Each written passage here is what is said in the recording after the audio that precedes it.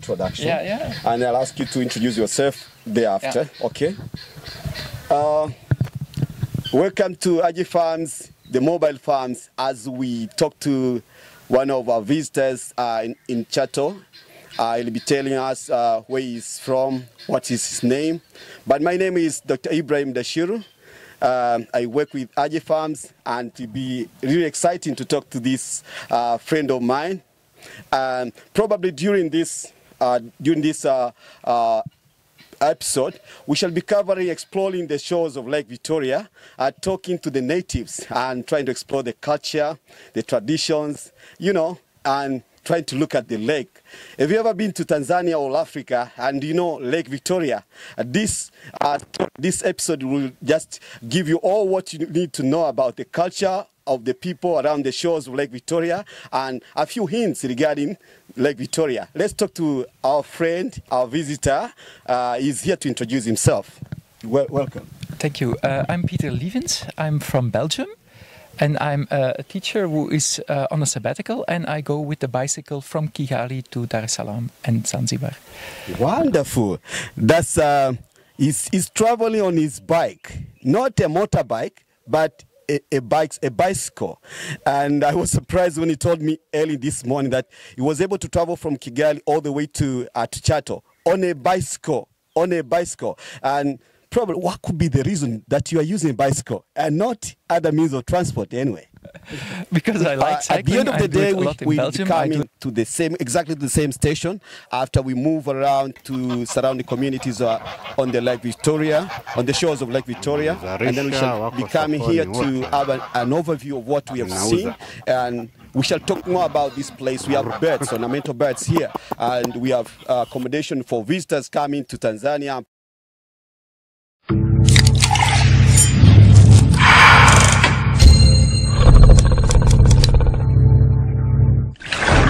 Hujambo na karibu katika channel ya Aji Farms, mashamba yanayokimbia.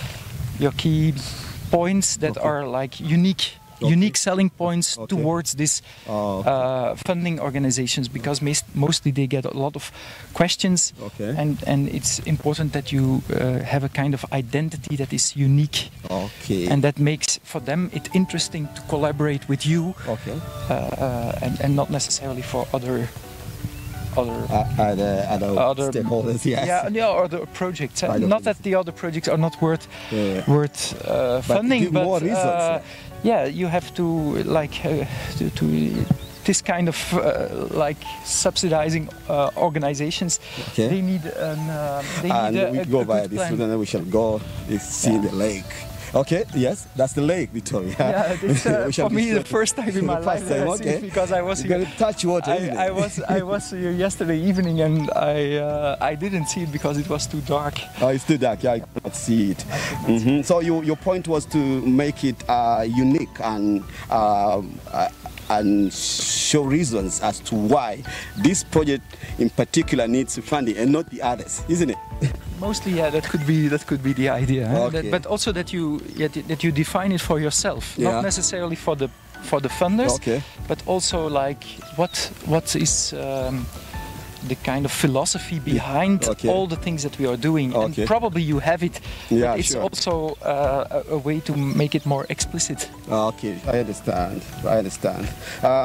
Probably if I was to kind of summarize what are the main uniqueness in our project is that other projects look at equipping people with theoretical knowledge. Ours is a practical knowledge, and other trainings are based on curriculum, like how the course will take 6 years or 12 months. Ours is based on results. It's student results. Is the student able to go and now cultivate maize? He has been taught on how to cultivate maize. Can he now go and leave the farm? We practically has shown us on the farm that he has probably his own exam plot that he has been working on, and we are convinced he's able to leave the campus and go and do exactly the same. But I've seen with other trainings, this is a little bit different. People live with vague knowledge. Vague knowledge. I don't know if is it the same in Belgium? Do you still have the same problem that university graduates graduate with almost vague ideas, vague knowledge? Well, that's a complete other question, but I would like to answer first what you said before. Okay. Because I think it's very good to emphasize this practice. Okay. But most of this, like, let's say, call them boys or girls that come from their own community, they do have knowledge on how to grow maize and so on. Okay. So I think not necessarily the practical knowledge is a problem. I think it's mostly the attitude that is a problem. Okay. So that you think about, like, how can we maintain our field on a long term? How can we make sure that there is no waste on the land, for example, or that we do it without this petrochemical industry that gives herbicides and insecticides. And maybe on the short run this will have an improvement, but it will also destroy the land and increase erosion and so on. So I think it's more like a whole approach, not only the practical knowledge but also the attitude and also this view on what is for the long term important and also for the long term on climate change, because we can like project what will be the effects of climate change. So I think it's important to prepare people now on what will be the effects of climate change on agriculture, and maybe this is knowledge that they don't have at the moment. If they come from a rural background, they will know how to make bananas or to cultivate maize or beans and to do the combination with maize and the beans below and so on. Most of the people know this, but I think it has to go, in my opinion, it has to go beyond and to say like this is unique knowledge on climate change, on waste management, on how to deal with post-harvest losses, and also to deal with erosion, land erosion, to deal with this salination of land, where you have this problem of petrochemical industry that puts these pesticides and herbicides on the land, for example. So I think that is more like the key issue there. The key issue there. Okay, thank you very much. Because you were able to kind of enlighten us with our thinking. Sometimes that's the good thing of travel, as we've said. Without meeting you, I could not get these gems. Gold. As it is, gold. Gold. As it is filmed, you will maybe later also like listen again what I said, because there is more in my words than you would think on the first sight. Okay, sure. Because every word that I use also on climate change, on pesticides and so on, it has a whole theoretical background behind it. That's great. That's great. So let's, buddies, we are already at the one of the ports along the Lake Victoria, and this is the place we would like to explore a bit. This is a minor port at the shores of Lake Victoria in Chato. This is the main gate before we could enter. We are going to ask the watchman here to allow us in and probably see what's in. And we shall be touching the water of Lake Victoria. The waters, isn't it? The water of Lake Victoria.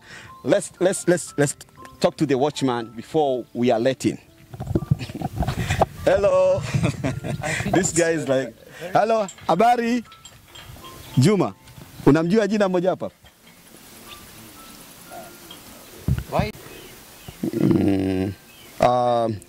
To let you know, for those of you who have not been here, this is a minor port. It's a port on the Lake Victoria, situated in Chato, and it harbors boats that travel to some of the islands like Nkome, and as of now there is no specific ship. The ship has not yet started the journeys here, but then we have small boats that travel to Nkome and some other islands, and it's timed every Sunday. Today is today is Wednesday, and it seems there is no one here. It's not that busy, but when you come on Sunday, and you'll have a chance to see what activities you know, everything you'll come to learn that it's a very busy place on Sundays. But then specifically on Wednesdays, Mondays, Tuesdays, kind of dormant, as you have seen. We could not even, a watchman is not here to, is not here at the gate, and we could not just see anyone here. I'm trying my level best to reach out to whoever who can help us to maybe get into the gate and see the harbor, the port. Let me try to call someone here. Stay tuned. And probably, do you have a question regarding Lake Victoria, or do you have a different experience when it comes to agriculture, farming, climate change, traveling, and stuff like that? Please write your comment in the comment section. We shall be glad to interact with you. And as I've said earlier, if you're just watching videos from our channel for the first time, would you please hit a subscription button, like and share? That will be great. See you there. Let me try again to reach out to this man who can help us get in here. I wonder nobody's showing up. Let me try my best again. Safi, mimi niko hapa getini. Tafadhali, sasa sija kuona. Sasa tumepita barabarani, nimekuuliza pale. Tuko nani hapa? Si tuko nani hapa bandarini? Tuko hapa getini.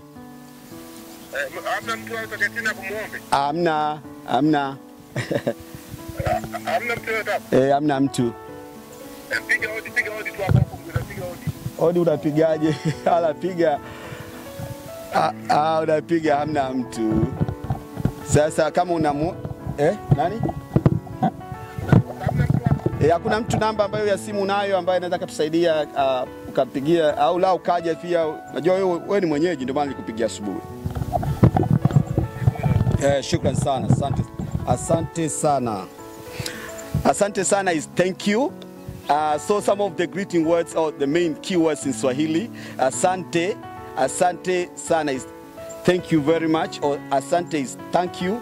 Habari is hello, or salama in Swahili is are you safe?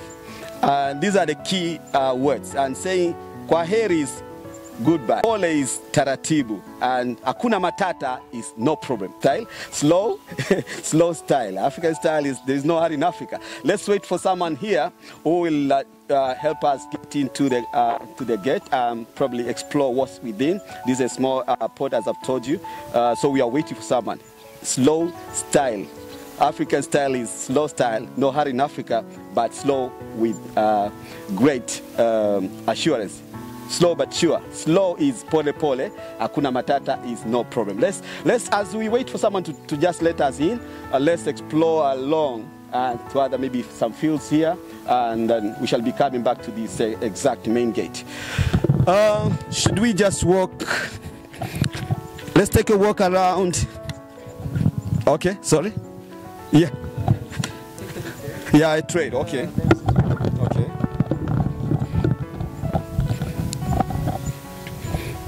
So, guys, we are just moving around, trying to, before we could just get into this main gate, but we can see some trays onto the shore. So, this is the place. We are working through the field, yes, planted with maize. We have to look where we walk. Yes. I took care, so. Yeah. Okay. Yeah. Work on. So. Yeah. So. These maize have just been planted recently because now here is the rain season. It's October. Rains do start. Our rains are bimodal. Annually we get rains 2 times, and people start cultivating their fields on rain-fed fields every starting from the month of August. And look at that dog, that pet dog out there.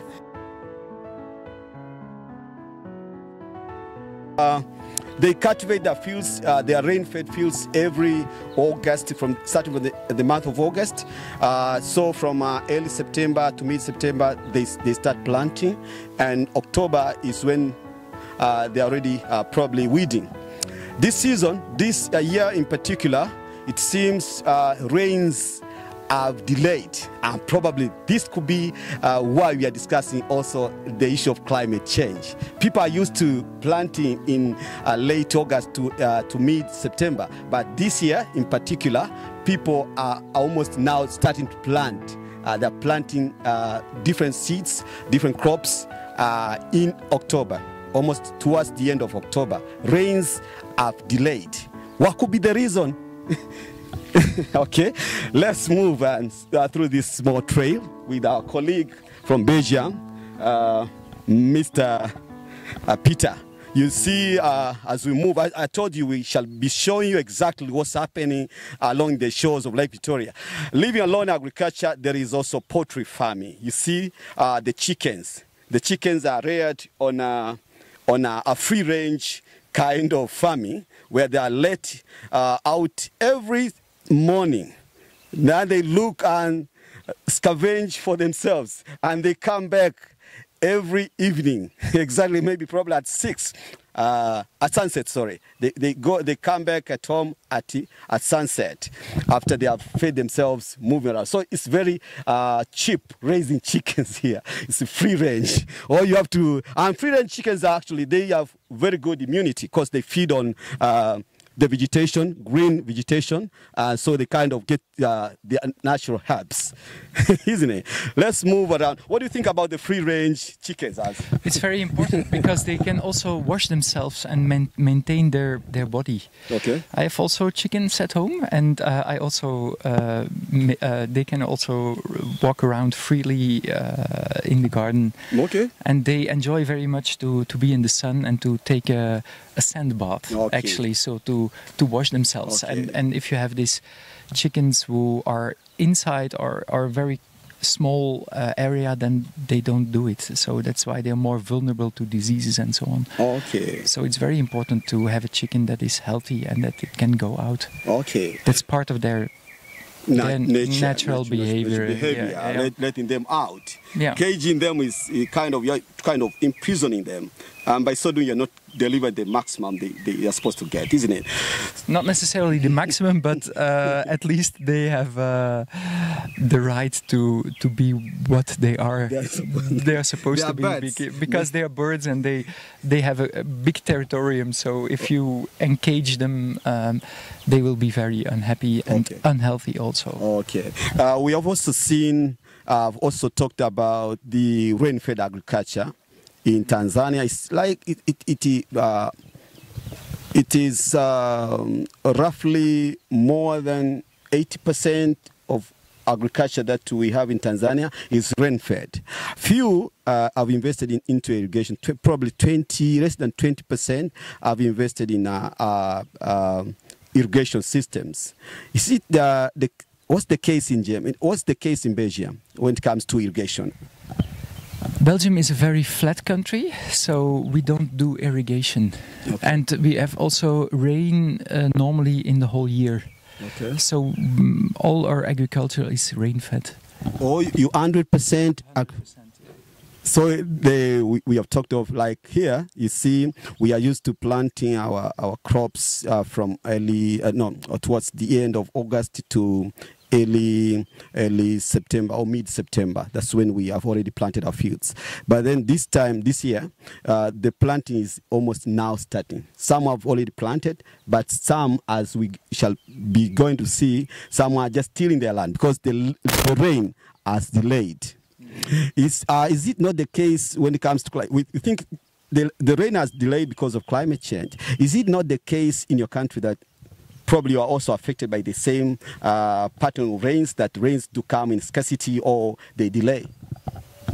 Well, the climate in Belgium is not comparable with Tanzania because we have this winter-summer. Okay. And in winter, nothing grows. Even the trees, they lose their leaves during the winter time. So we have a seeding season that is like March, April, sometimes May. For maize, it can be May. Okay. But depending on on the vegetable you grow. You need to decide what moment in the year you can seed it. And for certain beans, for example, it can be only like in a very few weeks. And what we see now with climate change in my country, and I think it's in whole Western Europe, that the summer becomes more hot and more dry, and the winter becomes a little bit more wet. And this makes that the growing season can even be longer. So people can start seeding earlier because there is no frost anymore in the ground, and it also can be a very good after season, we call it then, like September, October, where, for example, tomatoes can still have sunshine and still grow. So it's not comparable to Tanzania. But when I was cycling in the land, I saw many irrigation lands in the wetlands that had that were dried out. I saw many rice fields that had no water. And instead of growing rice, they were going there with the cows because there was nothing else anymore to eat. And it was in many places that I saw it. So it came into my mind that it could be the direct effect of climate change. That could be the direct effect of climate change. Let's see and explore more and talk to this friend of ours who has visited us from Belgium. And probably we are trying to compare Europe with Africa when it comes to climate and, you know, culture, traditions, and things related to that. Let's keep moving around the shores of Lake Victoria. And in front of us, you can see farmers tilling their land. Let's go and see the use of the whole technologies when it comes to the two continents. The two continents of Africa and Europe. How about technology? How is it changing probably in Africa, and what do they think of Africa when it comes to technology? And this is Mama yangu shikamo.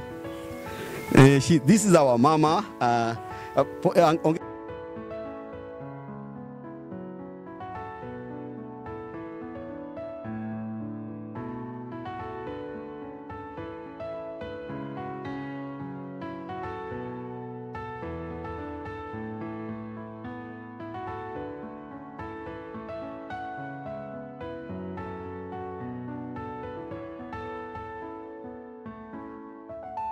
We are going also to talk to other farmers.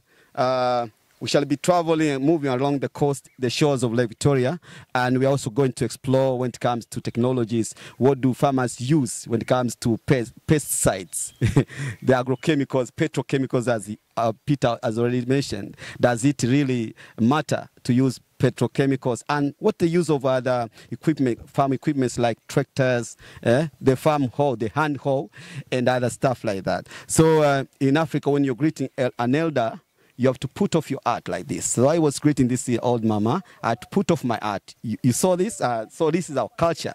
So I'm telling you that we also teach you the culture of Africa. Let's go and see, talk to other farmers along this shore. So talking to people in Africa, the elder like this one, I'll also put off my art. It's the same. I don't know if it's the same in Europe or Belgium in particular. It used to be the same. Okay, it used to be the same. When you have an older pit, but not many people wear a hat. I really need it for protecting my skin to the sun, because my skin is not used. My skin is not used to the sun, so I need. So I need a hat, especially when. Can we cross here, or maybe we should follow the path now? Because there is. Maize. Yeah, sure.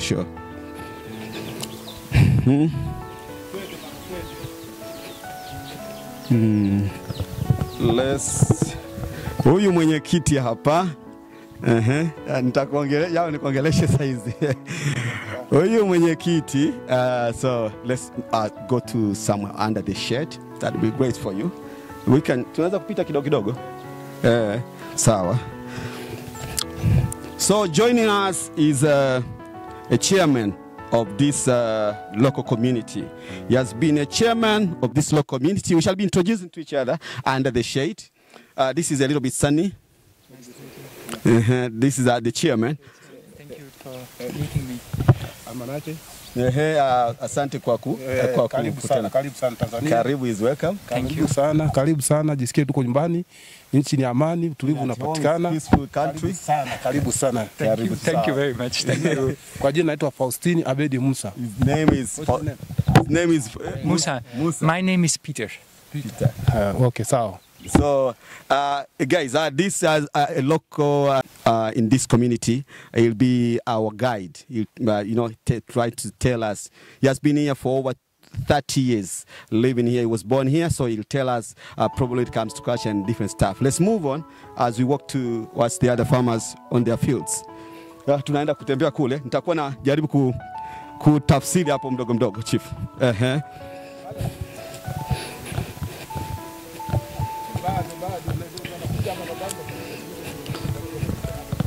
So, we are walking through the fields in maize field.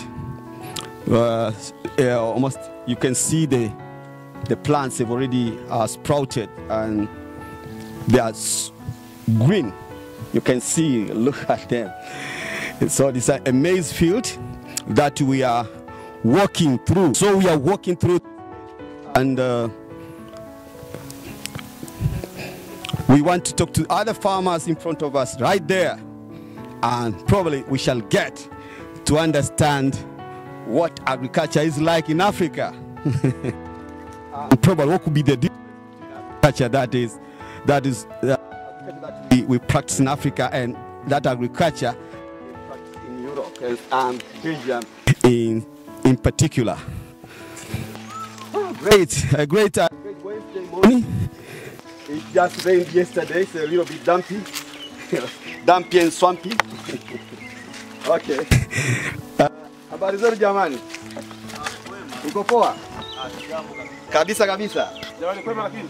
Bwana tuko na wageni hapa, tutakuja hapo tupige story kidogo. Haina shida kabisa. Tunatembea, unajua ulimwengu sasa hivi umekuwa tena so ni kijiji au vipi? Okay, so I was trying to greet them and what you are doing. Okay. Back to our talks. In Africa, in Tanzania, the use of technologies probably could be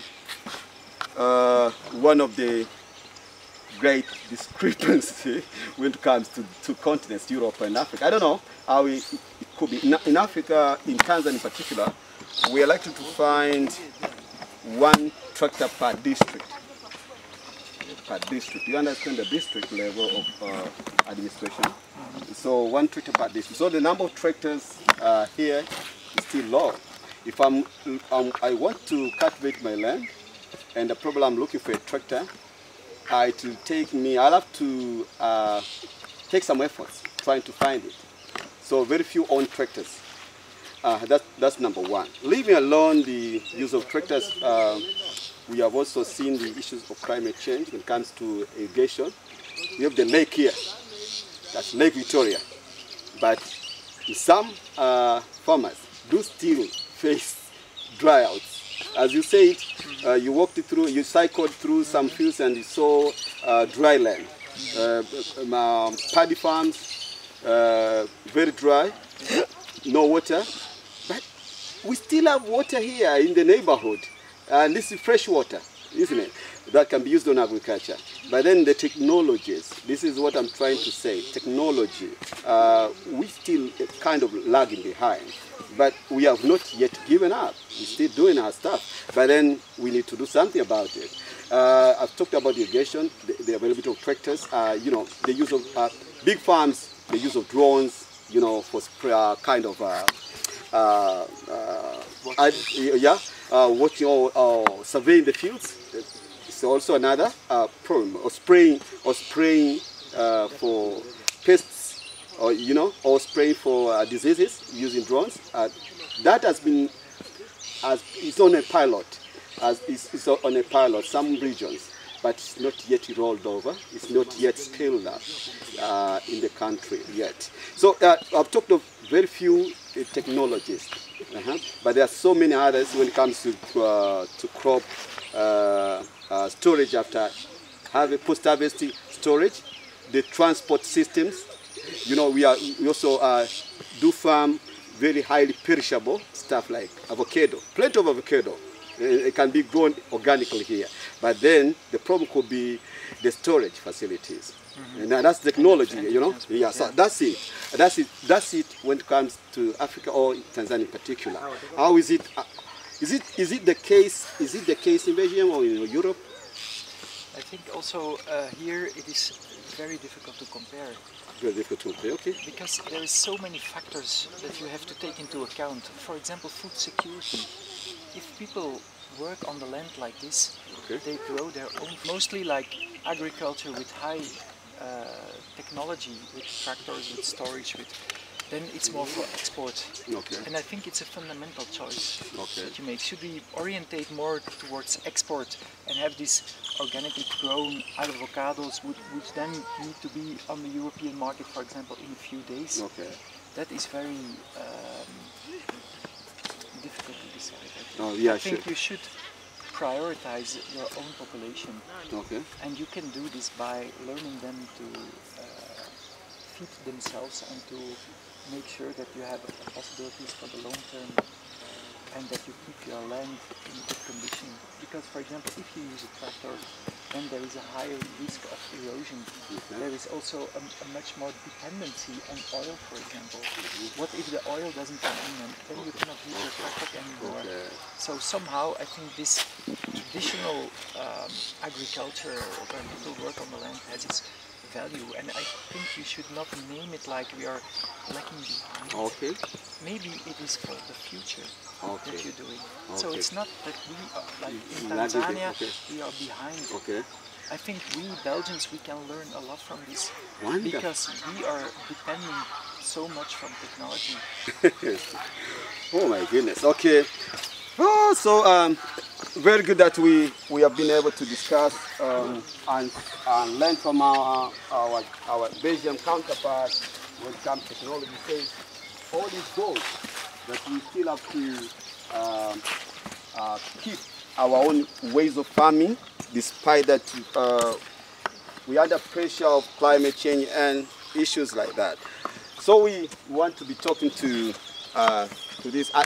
We can just get a few hints when it comes to what they are doing here. Let's go and see what they are doing here, and probably this can let you understand the deeper side of the story. Let's talk to the locals here, the local farmers who are doing their stuff right here. Let's get to know what they are doing. Mambo poa.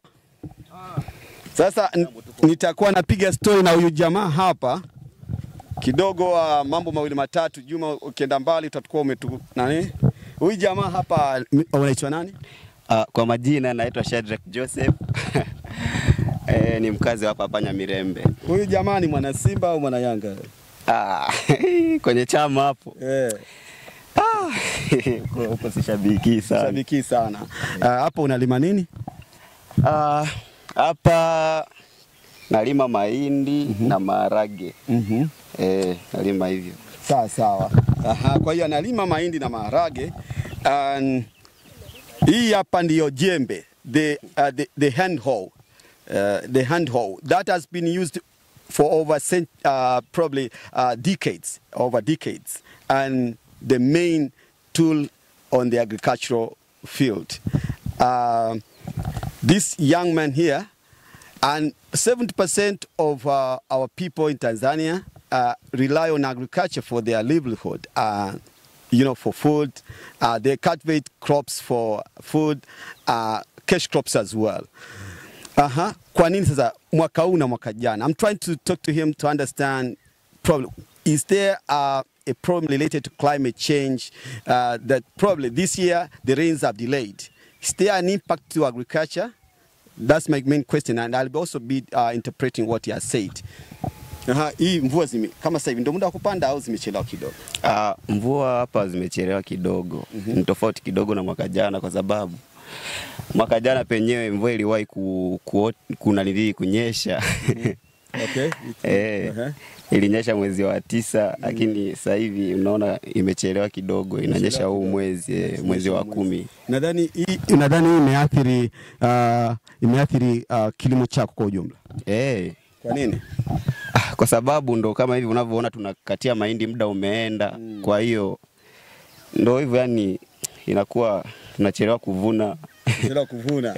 Kwa hiyo so it seems the rains, as I've told you earlier, the rains have delayed this time around.